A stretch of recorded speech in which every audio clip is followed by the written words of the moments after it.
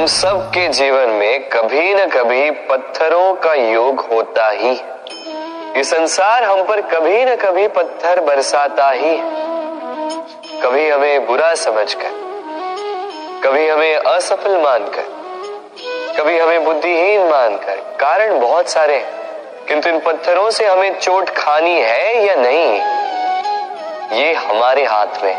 या तो आप इन पत्थरों से चोट खाकर आंसुओं में डूबे रह सकते हैं, या यदि आप चाहें तो इन पत्थरों से सेतु बनाकर समस्या का सागर पार कर सकते हैं। निर्णय आपका। ये पत्थर प्रतीक है हमारी निंदा का, हमारी आलोचना का। जो इस आलोचना को नकारात्मक ले गया वो केवल कष्ट ही पाएगा, और जिसने इस आलोचना को विकास का आधार बना लिया वो सफलता के शिखर चढ़ेगा। इसलिए स्मरण रखिएगा, आलोचना आपका शत्रु नहीं, आपका सबसे बड़ा मित्र है। राधे राधे। मीठा पानी सबको भाता, परंतु खारा पानी किसी को नहीं भाता। अब सोचने वाली बात यह है कि मोती समुद्र की गहराइयों में ही बनता है। खारे पानी के मध्य में रहकर, हर क्षण भक्षकों से टकराकर, अपने अस्तित्व को दांव पर लगाकर ही सीप मोती प्रदान कर पाती। कभी सोचा है क्यों?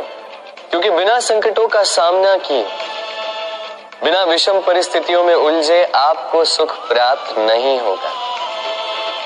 इसलिए निडर होकर संकटों का सामना कीजिए और मेरे साथ प्रेम से कहिए, राधे राधे। हम सब समय की महत्ता को पहचानते हैं। समय ही हमें बनाता है, समय ही हमें नष्ट कर देता है।